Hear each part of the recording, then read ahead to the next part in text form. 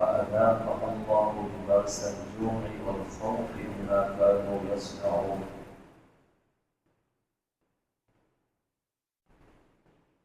وقال الله تعالى: ما أصابكم من مصيبة فبما كسبت أيديكم. وقال الله تعالى: ذلك بما قدمت أيديكم وأن الله ليس بظلام للعبيد. صدق الله العظيم. اللهم صل وسلم على سيدنا محمد صلى الله عليه وعلى آله وأصحابه وبارك وسلم. انتہائی قابل احترام عرب العزیز مسلمان بھائیوں، دوستوں، بزرگوں،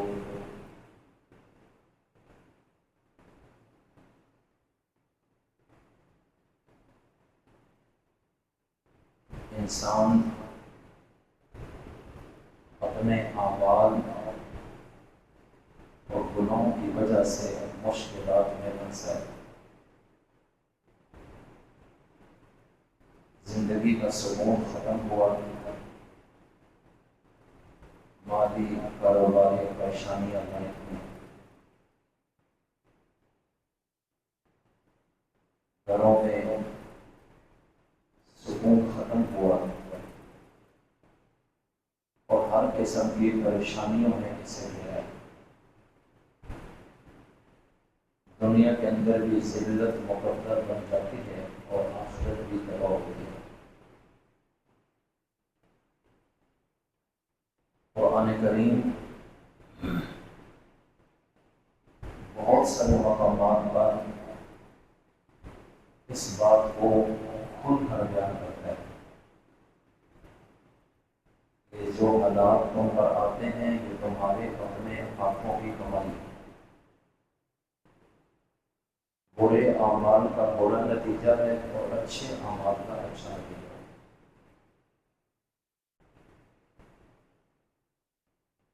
جو قومیں عذاب میں گرفتار ہوئی اور تباہی کے دہانے پر پہنچی اور دنیا میں نشان عبرت بن گئی، باوجود اس کے کہ ان کے پاس انفرادی قوت بہت زیادہ تھی، اقتدار، دنیاوی آسائشیں، مال و دولت ہوتے، پھر بھی انجام کے لحاظ سے دنیا میں وہ ذلیل ہوئے اور برباد ہو گئے. تو اللہ تعالیٰ نے ان تمام اقوام کے عذابوں کے ذکر کے بعد ان پر عذاب آنے کی وجہ جو بیان کی وہ ایک ہی تھی کہ یہ ہمارے نافرمان ہو گئے، ان کے اعمال گندے تھے،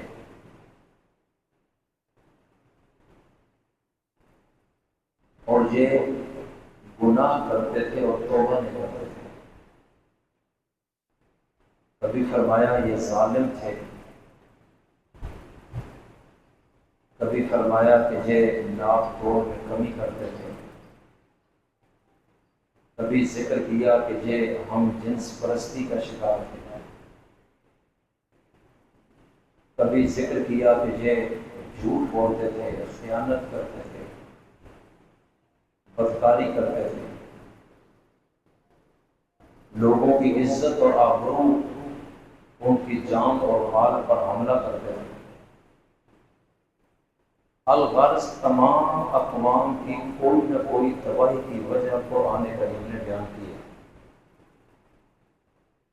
اور اگر آپ غور کریں تو یہ سارے وہ اعمال ہیں جس سے اللہ اور اس کے رسول روکے یہ کام نہیں کرنا، اور اگر یہ کام کرو گے اور قاضی کے پاس عدالت میں مقدمہ پہنچا اور ثابت ہو گیا تو سزا بھی دنیا میں ملے گی. یہ ممکن ہے کہ انسان بالکل صحیح چل رہا ہو اور اس پر برے دن آئیں اور وہ ذلیل ہو، ایسے نہیں ہوتا.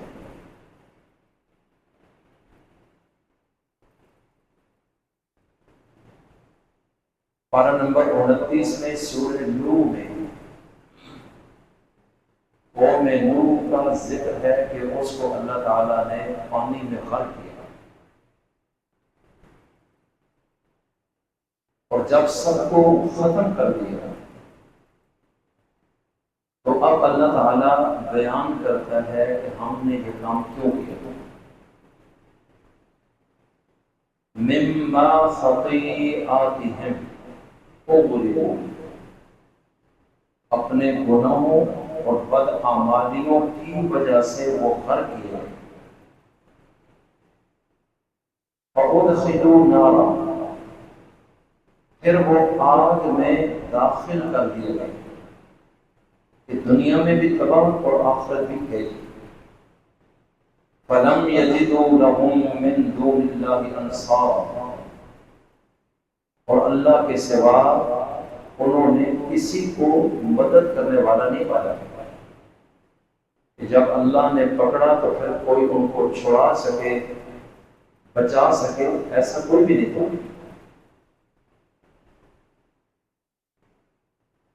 950 سال تک حضرت نوح علیہ السلام اس قوم کو بتاتے اور سمجھاتے رہے کہ اپنے آپ کو درست کریں اور انسان بنیں، اور یہ بات بھی ذہن میں رکھیں، جب کوئی شخص صحیح معنی میں انسان بن جاتا ہے، انسانیت اس میں آ جاتی ہے، تو یہ شخص اصلی مسلمان بھی ہے اور اللہ کا ولی بھی ہے۔ ولایت اور انسانیت ایک ہی چیز کے دو نام ہیں۔ اللہ کا ولی بننے کے لیے کوئی الگ کورس نہیں ہے، نہ کوئی الگ وجہ ہے، بلکہ یہ شخص اپنی زبان سے دوسروں کو تکلیف نہ دے، اپنے ہاتھ پاؤں سے، قدم سے دوسرے کو اذیت نہ دے، کسی کی جان، مال، عزت، آبرو کے لیے مسئلہ نہ بنے، اپنے غصے کو کنٹرول کرے، شہوت کو جائز راستے کی طرف لے جائے، اور الغرض دوسروں کو ڈسٹرب نہ کرے، اور جو اس کی ذات اور انسانیت کو تباہ کرنے والی چیزیں ان کو چھوڑ دیں، تکبر، حسد وغیرہ، تو یقین جانے کہ یہ شخص اللہ کا ولی ہے۔ جتنے اللہ والے ہیں صحیح معنی میں تصوف اور اخلاق، یہ ساری لائن دراصل ان لوگوں کو انسان بنانے کے لیے کہ ان میں جو گندی باتیں، گندا کردار، بول چال کا لب و لہجہ، بے ادبی، اس ماحول میں رہنے سے یہ چیزیں ختم ہو کے انسان بنے گا، اور جس دن یہ انسان بن جاتا ہے اور ان کا جو مربی اور شیخ ہے وہ سمجھ جاتا ہے کہ اب یہ بندہ ٹھیک ہے، اس کے اندر دنیاوی لالچ نہیں، یہ چکری مکار نہیں، یہ صحیح ہو گیا، اس کا تعلق اللہ کے ساتھ درست ہو گیا، اب یہ بندوں کے ساتھ زیادتی نہیں کرے گا، تو پھر وہ اس کو خلافت دے دیتے ہیں کہ اب آپ بھی لوگوں کو انسان بنانے کے لیے بیعت کر رہے ہیں، اور جب تک یہ اس کا آل نہ بنے اس کو اجازت نہیں ملتی کہ پہلے خود کو انسان بنو۔ اس لیے میں عرض یہ کرنا چاہتا ہوں کہ انسانیت ہی ولایت الہیہ ہے، انسانیت جو اصل انسانیت ہے یہی پیغمبروں کا اور رسولوں کی تعلیم کا میدان ہے، اس کے علاوہ کچھ نہیں۔ تو اللہ تعالیٰ فرماتے ہیں قوم نوح کو غرق کیے جانے کی وجہ ان کی خطائیں، ان کے گناہ، ان کے گندے عمل تھے، اگر وہ باز آ جاتے تو ہم نے ان کو کبھی بھی غرق نہیں کرنا تھا اور پانی میں غوطے دے کر مرنا نہیں تھا۔ فرعون اور آل فرعون کو جس وقت اللہ نے پانی میں ڈبو دیا تو قرآن کریم میں یہ بالکل واضح ہے کہ وہ ظالم تھے، وہ بچوں پر، عورتوں پر ظلم کرتے، کمزور طبقے پر زیادتی کرتے، اور حضرت موسیٰ کلیم اللہ بار بار سمجھا رہے ہیں، اور وہ سمجھانے والے کو بھی قتل کرنا چاہتے ہیں کہ ہم جس طرح چاہیں اپنی زندگی گزاریں، تم ہوتے کون کو ہمیں سمجھانے والے؟ بس جہاں سے پرابلم آیا اور چلتے چلتے آخر بادشاہی اقتدار سمیت فرعون غرق ہو گیا۔ اور اللہ قرآن میں کہتا ہے کہ فرعون اور آل فرعون ظالم تھے، مظلوموں پر زیادتیاں کرتے تھے، اس وجہ سے ہم نے ان کو نشانی عبرت بنایا، ورنہ وہی پانی حضرت موسیٰ اور ان کے ساتھیوں کو راستہ دیتا ہے، اور وہی پانی فرعون اور آل فرعون کو ڈبو دیتے ہیں۔ تو آخر پانی بھی تو کسی کے حکم پہ چل رہے ہیں، وہی پانی حضرت نوح اور ان کی بات کو لینے والوں کو بچا رہے، اپنے کندھے پر بٹھا رہے ہیں اور ان کو تحفظ دے رہے ہیں۔ بڑی بڑی موجیں اٹھ رہی ہیں پہاڑوں کی طرح، اور ان کی کشتی اور جہاز کو ڈبوتا نہیں، اور وہی پانی ہے دنیا کے تمام ان ظالموں کو ہمیشہ کے لیے ختم کر دے گا۔ اس لیے میں عرض یہ کرنا چاہتا ہوں کہ آج اس وقت پوری دنیا، ہر ملک، ہر صوبہ، ہر ضلع، ہر محلہ، ہر گلی، ہر گھر اور ہر انسان تقریباً گناہوں میں ڈوبا ہوئے ہیں۔ ہمارے اندر جو فلمیں چل رہی ہیں وہ اللہ کو پتہ ہے کہ اندر سے کیا ہے، اوپر سے بزرگ نیک بنا ہوا ہے، اندر سے پورے دن ہو گئے چکری ہے، اندر مال کی ہو گئے، اور جب مصیبت آئی تو یہ نیک بن گیا، اور جب ذرا سا اللہ نے نعمت کھول دی تو اپر خان بن گیا۔ پھر اس کا جو اندر کا ایکس رے ہے وہ ہوتا ہے باہر انسان کے دل بڑا ظالم آدمی۔ یہ جتنے لوگوں میں تکبر اور بدمعاشی ہے، آپ چیک کریں ان کے پاس یا تو پیسہ زیادہ ہے، یا ان کے تعلقات، یا کوئی عہدہ ہے، اور وہ چیز دونوں کے جسم میں گئی تو انسانیت ختم ہو گئی۔ اور اگر وہی کل کینسر میں پھنس جائے تو رونے شروع کر دیتے ہیں، کیونکہ اب نظر آ رہا ہے جان جا رہی ہے۔ اب وہ یہ نہیں سوچتا میں کوئی وزیر ہوں، مشیر ہوں، پیسے والا، جو بھی جائے کہتا ہے دعا کرے، ذرا ذرا بات کر رونا شروع کر دے گا، کیونکہ اللہ نے پکڑ لیا۔ تو یہ دنیا کی چمک دمک، زرق اور برق، اس کے درم اور دنانیر، اس کے عہدے اور وجاہت، یہ انسان کو خراب کرتی ہے۔ اور اللہ تعالیٰ انسان کو بار بار سمجھاتا ہے کہ جس بنیاد پر تو ہم سے لڑا اور ہمارے مقابلے میں آیا، وہ بنیاد بڑی کمزور ہے، وہ دی بھی ہم نے ہے اور لینی بھی ہم نے واپس ہے، تیرے ہاتھ کچھ نہیں آنا، تو نے برباد ہو جانا۔ اور جو ہم کہہ رہے ہیں اگر تو اس بات پر چل، تیرا اور ہمارا جو تعلق بنے گا، دنیا کے سارے لشکر بھی تیرے مقابلے میں تجھے خراب کرنے کے لیے آئیں، ہم تجھے عزت دیں۔ اور اس کی دلیل تمام پیغمبر اور ہمارے نبی کے تمام صحابہ ان کی زندگیوں کو چیک کریں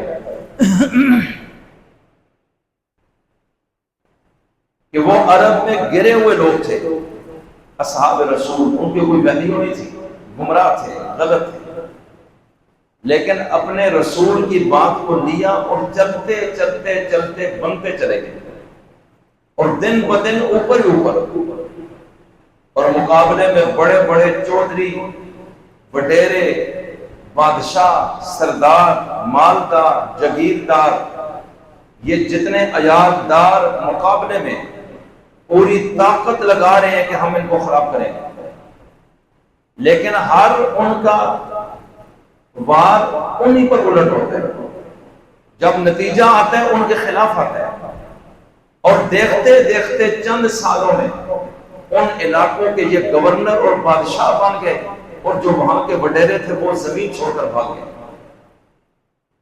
تو اللہ تعالیٰ قرآن کریم میں یہ باتیں بتا رہے ہیں اور بار بار بتاتا ہے، اور یہ کہتے ہیں کہ میرے قرآن میں غور کرو۔ میں نے مثالیں تمہیں سمجھانے کے لیے بیان کی ہیں، اور اگر تم غور نہیں کرو گے تو اپنا نقصان کرو گے، اپنے آپ کو برباد کر دو گے۔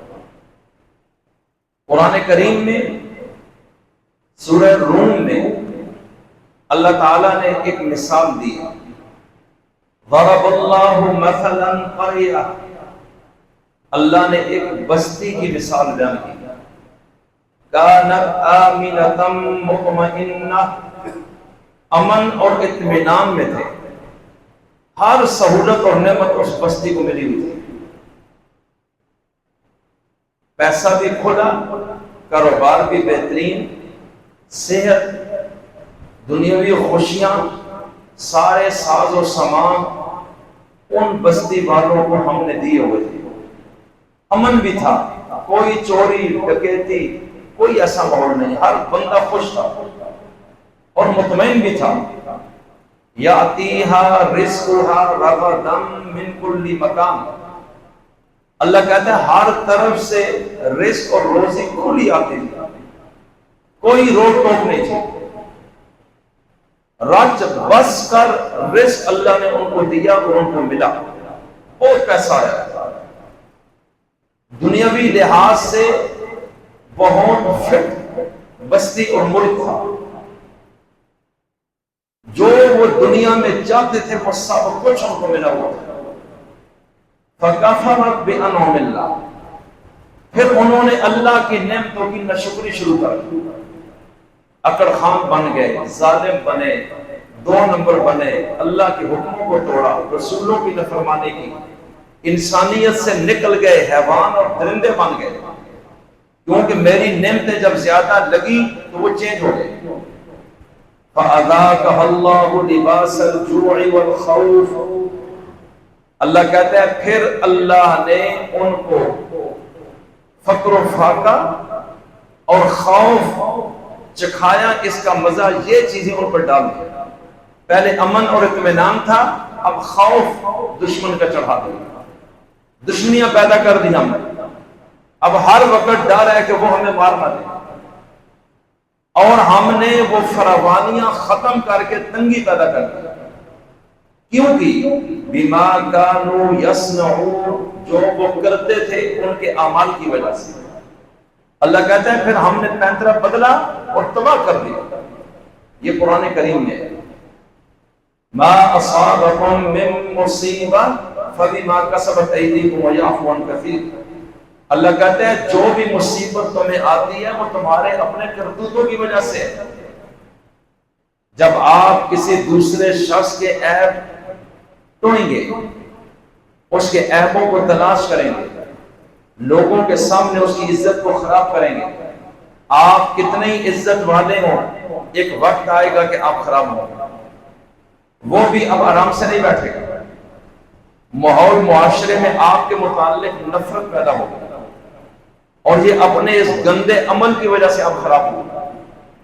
جب دوسروں کی غیبت کی کہ یہ ایسا ہے یہ ایسا ہے، تو جب آپ لوگوں کی عزتوں کے پیچھے پڑیں گے تو پھر کچھ عرصے بعد آپ گھر میں بیٹھے ہوں گے تو آپ کی عزتیں خراب ہوں گی، اور جب آپ کسی کے مال پر قبضہ کریں گے ناجائز راستے سے، اور کل اسلامی عدالت ہے تو ہاتھ کٹے گا، ڈکیتی ہے تو سولی چڑھے گی، تو یہ جتنا عذاب ہے یہ اپنے اس گندے عمل کی وجہ سے آیا ہے۔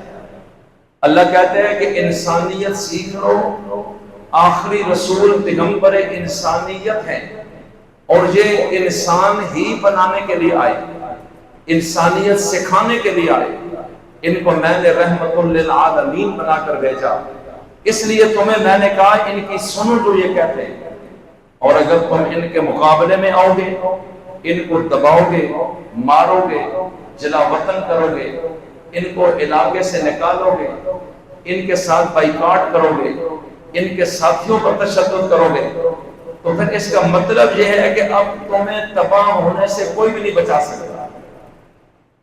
اللہ نے قرآن کریم میں سورہ یاسین کے اندر ذکر کیا کہ ایک قوم کو سمجھانے کے لیے ہم نے اپنا نبی بھیجا، پھر اس نبی کے ساتھ ایک اور نبی بھیجا کہ جاؤ تم دونوں اس قوم کو سمجھاؤ کہ یہ جو کر رہے ہو یہ اعمال اچھے نہیں ہیں، لیکن اس قوم نے اپنی بدماشی سے ان پیغمبروں کا قتل کر دیا۔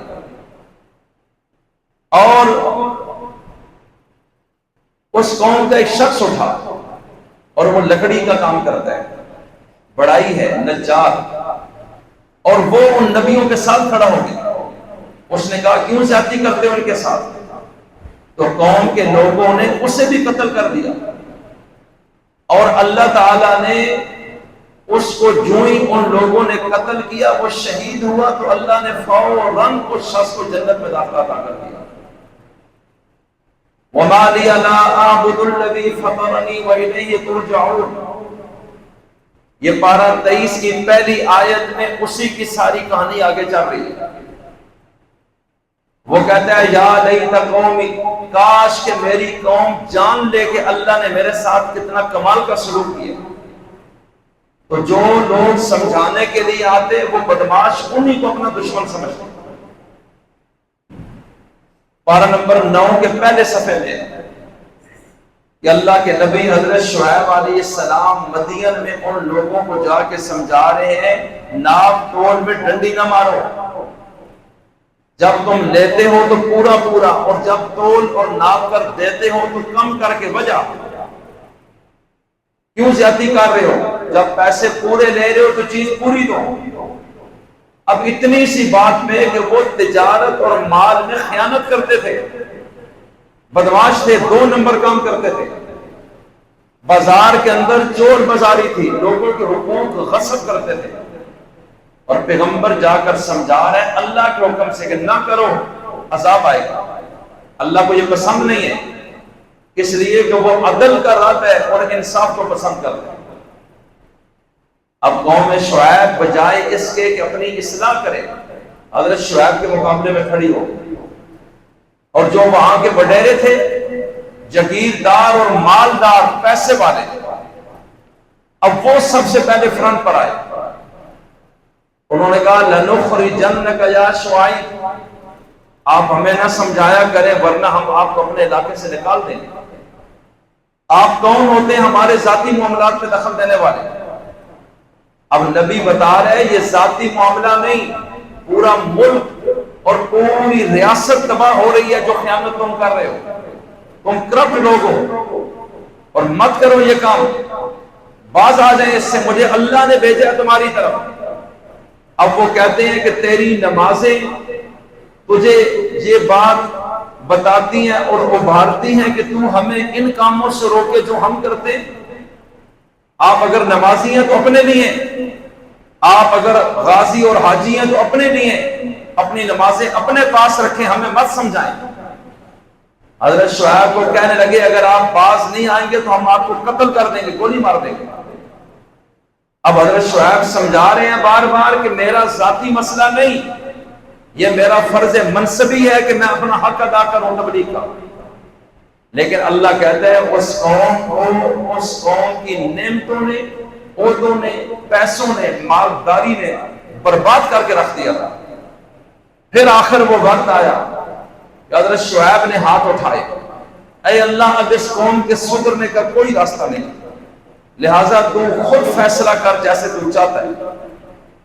پھر اللہ کہتا ہے جب ہم نے اس قوم کو پکڑا، زمین پہ ایسا زلزلہ برپا کیا کہ ایک شخص بھی زندہ نہیں بچا، اور حضرت شعیب اب اس قوم کی لاشوں کے سامنے کھڑے ہیں، پورا شہر لاشوں سے بھرا ہے، اور اللہ کا نبی کھڑا ہے سامنے، اور اب اللہ کا نبی انہیں مخاطب کر کے کہتا ہے کیا میں نے تمہیں سمجھایا نہیں تھا، میں نے روکا نہیں تھا کہ ایسے کام نہ کرو برباد ہو جاؤ گے؟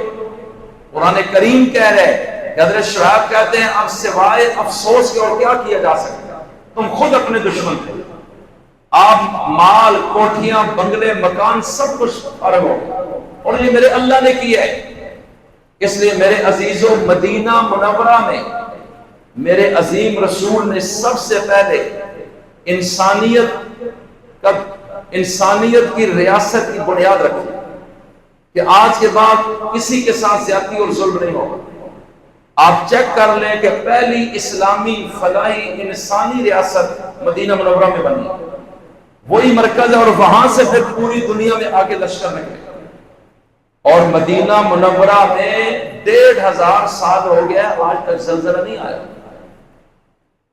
اللہ تعالیٰ نے اس عدل کا اتنا اثر ڈال دیا۔ حضرت عمر کے دور میں زلزلہ آیا، انہوں نے درہ مارا، ان کی حکومت تھی، اور یہ موجود ہے کہ میں نے تیرے اوپر ظلم کیا ہوتا، اور ظلم کا نظام تو پھر تجھے احتجاج کا حق ہے، اور اگر میں نے عدل کی ہے پھر تجھے اللہ کی مخلوق کو پریشان کرنے کا کوئی حق نہیں ہے۔ حضرت عمر نے زور سے درہ مارا، اور اس وقت سے آج تک مدینہ میں زلزلہ نہیں آیا۔ ساری دنیا میں زلزلے آتے ہیں، تو اعمال کا اثر ہوتا ہے، یہ بات یاد رکھیں۔ بادشاہوں کے اعمال کا اثر ملکوں پر آتا ہے، اور افراد کے اعمال کا اثر افراد پر اور ان کے گھروں تک آتا ہے۔ اگر بادشاہوں کے برے اعمال ہیں تو اس کا خمیازہ پوری قوم کو بھگتنا پڑتا ہے۔ ایک چرواہا بکریاں چرا رہے اور اچانک بھیڑیے نے بکری پہ حملہ کیا اور اس نے بکری کو چیر پھاڑ دیا۔ تو وہ چرواہا کہنے لگا کہ اللہ تعالیٰ رحمت برسائے امیر المؤمنین عمر بن عبدالعزیز پر کہ آج ان کا انتقال ہو چکا۔ اب عمر بن عبدالعزیز کہاں دارالحکومت میں، اور یہ چرواہا دوسرے ملک میں جو انہی کی زیر سلطنت ہے، جنگل کے اندر بکریاں چرا رہے ہیں۔ نہ ٹیلی فون ہے، نہ موبائل ہے، کوئی اطلاع بھی کہیں سے نہیں آئی، اور اچانک اس نے کہا کہ اللہ رحمت کی بارش برسائے امیر المومنین عمر بن عبدالعزیز پر کہ ان کا انتقال ہو گیا۔ اب وہاں پاس سے جو قافلہ گزر رہا تھا انہوں نے یہ بات سنی، انہوں نے کہا کہ آپ کو کیسے پتا چلے کہ عمر بن عبدالعزیز کا انتقال ہو گیا؟ وہی تو بند ہو گئی، موبائل ٹیلی فون ہے کوئی نہیں، اتنے جلدی وہاں سے خبر نہیں آ سکتی، یہ کیسی بات ہے؟ اس نے کہا نہیں، آج اور ابھی خلیفہ وقت کا انتقال ہوا ہے اور مجھے پتا چل گیا۔ انہوں نے کہا کیسے؟ کہا کہ 2 سال ہو گئے عمر بن عبدالعزیز کو خلیفہ بنے ہوئے، اور ان کا عدل و انصاف اتنا کمال کا تھا پوری ریاست میں کہ حضرت عمر کے بعد اتنا عادل شخص 1500 سال میں دنیا میں دوبارہ نہیں آیا۔ ان کو لوگ کہتے تھے عمر ثانی، عدل و انصاف کی انتہا تھی، پوری ریاست میں اسلامی قانون اور ہر شخص خوشحال اور پرامن، کوئی شخص کسی پر زیادتی نہیں کر سکتا۔ خلیفہ وقت نے اتنا زبردست قسم کا قانون جاری کیا، عدل ہی عدل ہے۔ تو وہ کہنے لگا 2 سال ہو گئے میں بکریاں چراتا ہوں، ادھر گھاٹ پر ان کو پانی پلانے آتا ہوں، اور بھیڑیے بھی جنگل میں، اور بھیڑیے نے بکری پر حملہ نہیں کیا۔ یہ بادشاہ کے عدل کا اثر جانوروں میں آیا ہے کہ زیادتی نہیں ہوئی، کہ وہ بھی ایسے ہماری بکری جو ہماری ملکیت میں اس کو اٹھا دے، ممکن نہیں۔ تو ہم نے عمر بن عبدالعزیز کے عدل کا اثر جانوروں میں دیکھا ہے، حالانکہ بھیڑیا بکری کا دشمن ہے، لیکن 2 سال ہو گئے بھیڑیے نے جنگل میں رہتے ہوئے ہماری کسی بکری پر حملہ نہیں کیا۔ ایسے ہی آتے ہیں اور پاس سے پھر کے نکل جاتے ہیں اور جانوروں کو کھاتے ہیں، ہماری ملکیتی بکریوں پر کسی بھیڑیے نے حملہ نہیں کیا۔ لیکن آج اچانک جس وقت بھیڑیے نے بکری پر حملہ کیا اور چیر پھاڑ دیا، تو میرے ذہن میں 2 ہی باتیں ہیں، یا خلیفہ نے عدل چھوڑ دیا ہے اور ظالم بن گئے، یا پھر خلیفہ کا انتقال ہو چکا ہے اور اس وجہ سے آج اس جانور نے دوسرے پہ حملہ کر دیا، ورنہ ہو نہیں سکتا۔ ہمارا نقصان ہوا ہے، بکری پوری اس نے اڑا دی۔ اب اس قافلے والوں نے وہ تاریخ اور دن اپنے پاس کاغذ پہ نوٹ کر دیا۔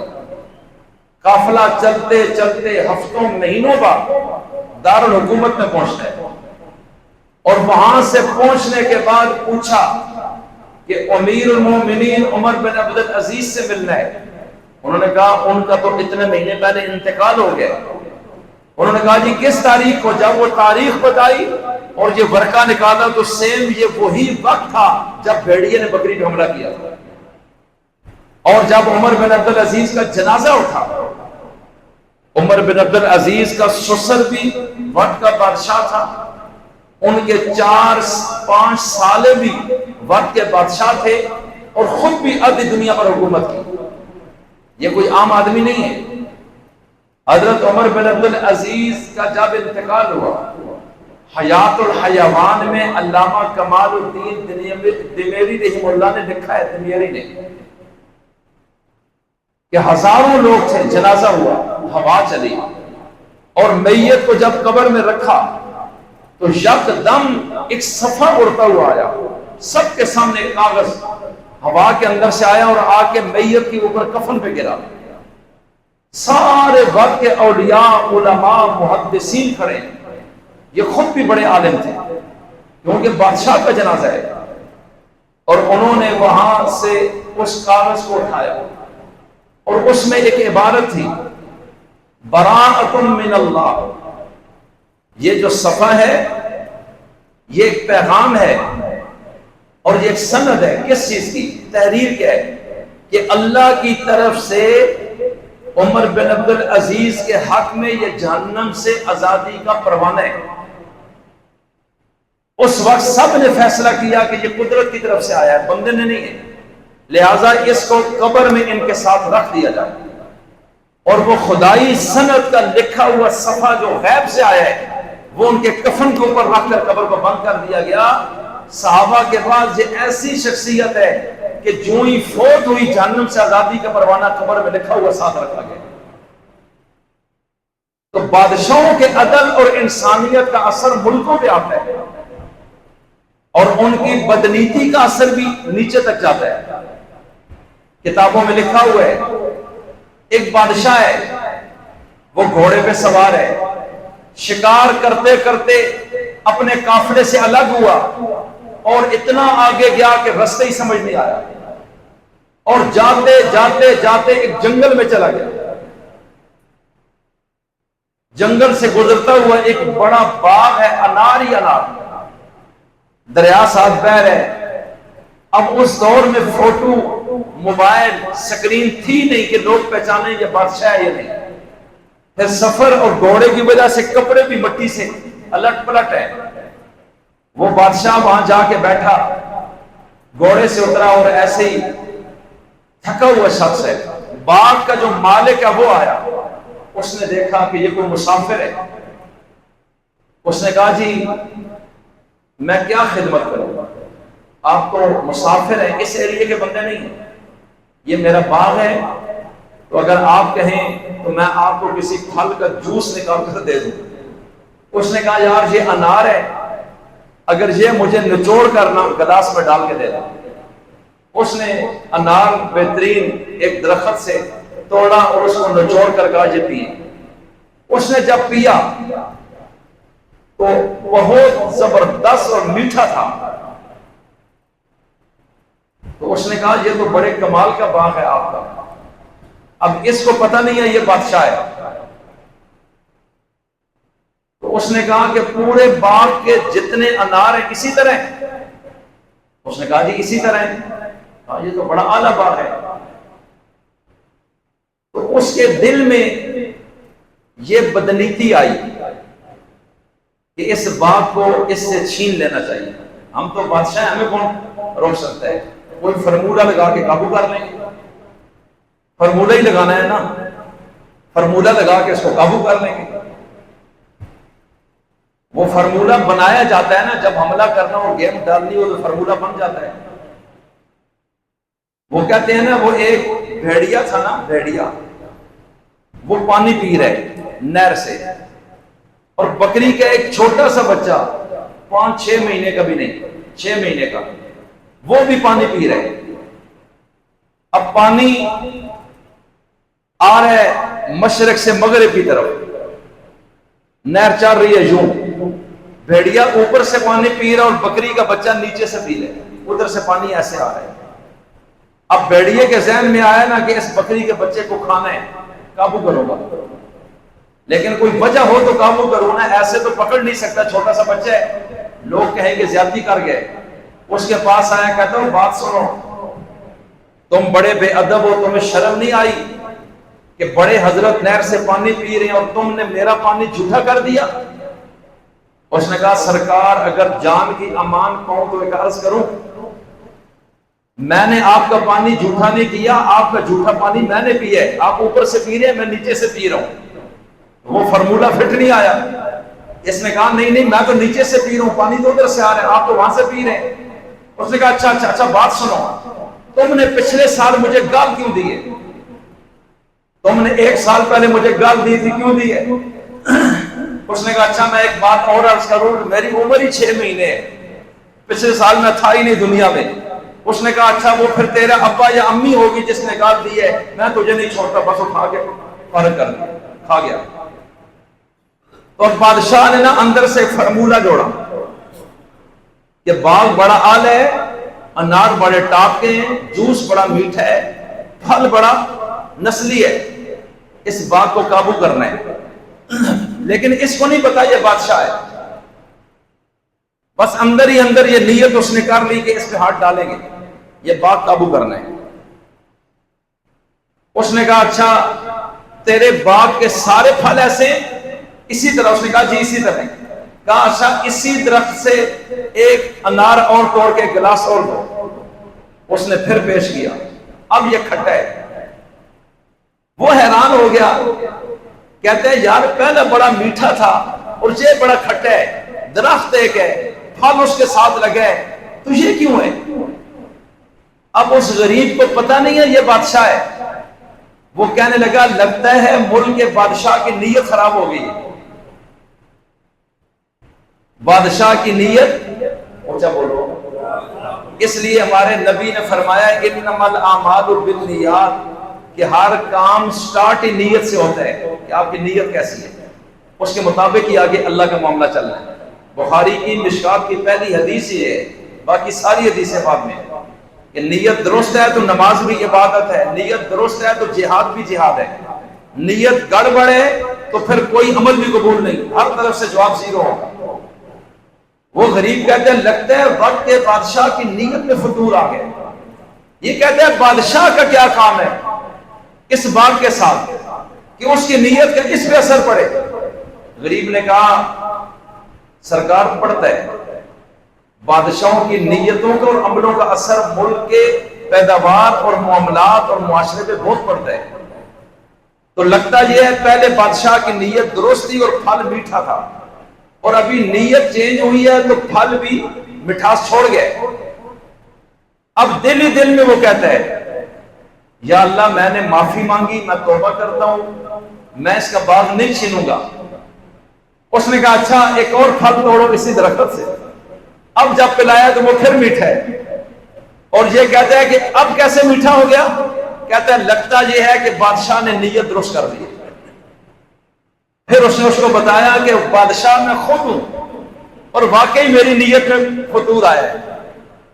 تو اس لیے میں عرض یہ کرنا چاہتا ہوں کہ اللہ کہتا ہے تمہارے ساتھ جو کچھ ہو رہا ہے یا ہوگا وہ تمہاری نیت اور تمہارے اعمال کے مطابق ہوگا۔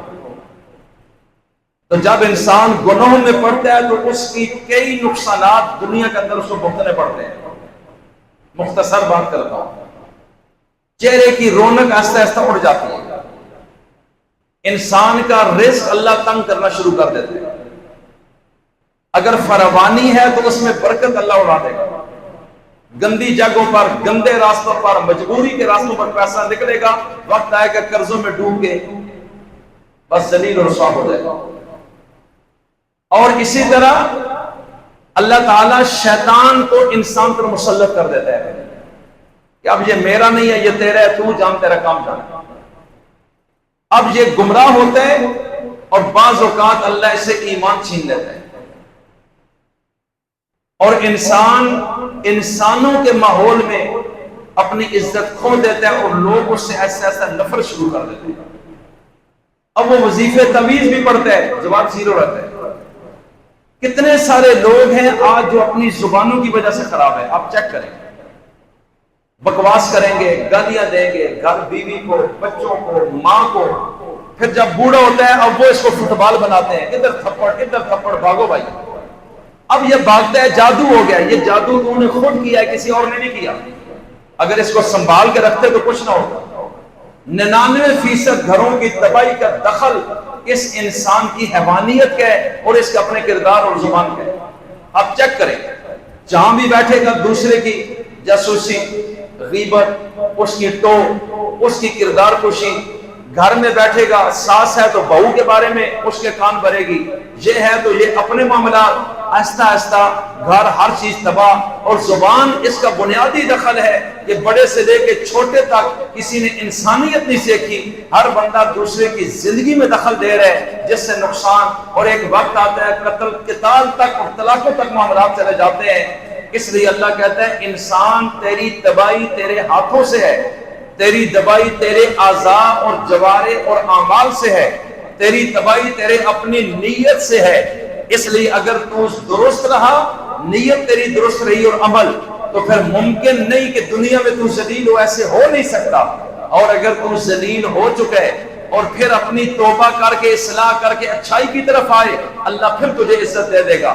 جس کی زندہ مثال اصحاب رسول کی ہے، شرک میں، کفر میں، قتل میں، زنا میں، شراب میں، ڈکیتیوں میں، چوریوں میں، ہر لڑائی جھگڑے میں وہ لوگ شامل تھے. تعلیم نہیں، انسانیت نہیں، خیرخواہی نہیں، ہمدردی نہیں، ایک دوسرے کے خلاف کھڑے ہیں. قبائلی نظام مقابلے میں اور گروپنگ ہو چکی ہے. اس حد تک وہ پورا معاشرہ فارغ اور ذلیل و رسوا ہو گیا. اور اس قوم میں اللہ نے اپنے عظیم رسول کو بھیجا کہ ہم جو فرمولے دیں گے جن پر اپلائی کریں، ان کو سمجھائیں اور بار بار بتائیں، اور پھر جو آپ کے قریب آئے اس کو سکھائیں بولنا کیسے ہے، دیکھنا کیسے ہے، چلنا کدھر ہے، کاروبار کیسے کرنا ہے، زبان کا استعمال کیسے کرنا ہے. ایک ایک چیز انگلی پکڑ کے ان کو چلائیں اور سمجھائیں. الف با سے ان کو یہ سبق پڑھانا شروع کریں. اور پھر میرے نبی نے گھر سے شروع کیا اور پھر وقت کے بادشاہوں کو بھی خط لکھے. میں تمہیں انسانیت سکھانا چاہتا ہوں. سرداروں کو، گورنروں کو، تاجروں کو، بڑے بڑے وڈیروں کو آپ نے خط لکھے. حتیٰ کہ مکہ کے رئیس ابو جہل جو سب سے بڑا کھڑپیش تھا مکہ میں، جس کی حکومت تھی، اس کو کئی دفعہ ملے کہ آپ بے شک حکومت کریں لیکن جو چیزیں میں سمجھاؤں ذرا اس پہ عمل کر لیں. یقین جانے مکہ امن کا گہوارہ بن جائے گا. لیکن ہر سردار بدماش بنا کہ ہم تیرے پیچھے کیوں چلیں، ہم بڑے اور تو کون ہوتا ہے ہمیں سمجھانے والا. اور پھر وقت آیا تباہی کے سوا کچھ نہیں تھا. اس لیے میرے نبی نے فرمایا تمام نبیوں کے وارث علماء ربانیین ہوں گے، اور علماء ہر دور میں آئیں گے. ہر جمعے میں، واز میں، درس میں وہ یہی باتیں بتاتے ہیں. اور جو لوگ سننا نہیں چاہتے یا سنتے نہیں یا ان سے نفرت کرتے ہیں، ان کی نسلوں کو بھی تباہ ہونے سے کوئی نہیں بچا سکے گا. اگر ایک عالم آپ کے مزاج کے مطابق نہیں، کسی نہ کسی اللہ والے کے قریب رہیں، اپنی اولادوں کو بھیجیں تاکہ آپ کا گھر جنت بن سکے. آپ کو پتہ چلے کہ بولنا کیسے ہے اور اس کا لب و لہجہ ادب کا کیا ہوتا ہے. پھر آہستہ آہستہ آپ دیکھیں گے ہر طرف انسانیت ہی انسانیت ہوگی، قومیں بدل جائیں گی. اور یہ اس وقت بچوں کو سکھانا چاہیے جب وہ بہت زیادہ چھوٹے ہیں. آج میں دیکھتا ہوں اور پڑھتا ہوں پوری دنیا میں بحثیت قوم، انسانیت کے لحاظ سے سب سے آگے اگر کوئی ملک اس وقت نظر آتا ہے تو وہ جاپان کا ملک ہے. حالانکہ وہ مسلمان نہیں ہے. جو لوگ رہ کے آئے ان سے پوچھے، نہیں تو گوگل میں چیک کریں. آپ یقین جانیں آج بھی ان کے ملکوں میں اتنے اتنے بچے بچیاں جو سکول پڑھتے ہیں، سکول کے ٹائم میں پورا جاپان بچوں کو باہر روڈ پر لاتا ہے. یہ تعلیم کا حصہ ہے. اور بچوں کو سکھاتے ہیں کہ روڈ پہ جب چلنا ہے تو چلنا کیسے اور کس طرف چلنا ہے. اور پھر اگر روڈ کراس کرنا ہے تو زیبرا کراسنگ سے. اور پھر اس کے بعد اگر شکریہ ادا کرنا ہے کسی کا تو کیسے. ایک ایک شخص کو بچپن سے تعلیم کے ساتھ تربیت دی جاتی ہے. اور ادارے اس چیز کے ذمہ دار ہوتے ہیں کہ ملک کا ڈسپلن کیسے چلے گا. دوسروں کے لیے مسئلہ آپ نے پیدا نہیں کرنا. اپنا راستہ کیسے لینا ہے، دوسرے کو راستہ کیسے دینا ہے، آپ نے بولنا کیسے ہے. وہ ایک اتنے سے بچے کی تربیت سکول سے اور گھر سے چلا کر، اور پھر وقت آتا ہے آج پوری دنیا میں اس قوم کا ایک اخلاق ہے، ایک ہی طرح کے معاملات ہیں. کوئی جھوٹ اور خیانت اس قوم میں نہیں ہے، اور آج ان کا پاسپورٹ پوری دنیا میں اس حیثیت میں ہے کہ وہ جس ملک میں جانا چاہیں ان کو ویزا دینے کی ضرورت نہیں، بلکہ ایئرپورٹ پہ پہنچتے ہیں ٹکٹ لے کے، اگلا ملک ان کو ویزا دے دیتا ہے کہ ایسی قوم اس وقت دنیا میں کوئی نہیں ہے۔ اور ہمارا حال یہ ہے، ہمیں سعودیہ بھی ویزا دینے کو تیار نہیں، ہمیں اپنے اسلامی ملک اپنے ملک میں آنے کو تیار نہیں، کہ یہ فراڈیے ہیں، چکریے ہیں، 2 نمبر ہیں، گالی دینے والے، لڑنے والے۔ آج ہم ہر طرف سے دنیا سے نکلے ہوئے ہیں، اوپر سے لے کے نیچے تک یہی حال ہے۔ اس لیے میرے عزیزو، آج ہم یہ تہیہ کر لیں کہ ہم نے انسانیت سیکھنی ہے، اپنی اولاد کو سکھانی ہے، اور جو اچھے لوگ ہیں، اچھے اخلاق والے، اچھے نیک لوگ، ہم نے صرف ان کی مجلس میں رہنا ہے، ہم نے ان کو ملنا ہے۔ زیادہ ٹائم نہیں، ہفتے میں 1 گھنٹے کے لیے چلے جائیں، دیکھیں گے آہستہ آہستہ زندگی میں کیسے تبدیلی آتی ہے۔ تو سارے ساتھی کوشش کریں گے انشاءاللہ، اللہ سمجھ اور عمل کی توفیق عطا فرمائے۔ وما علینا الا البلاغ۔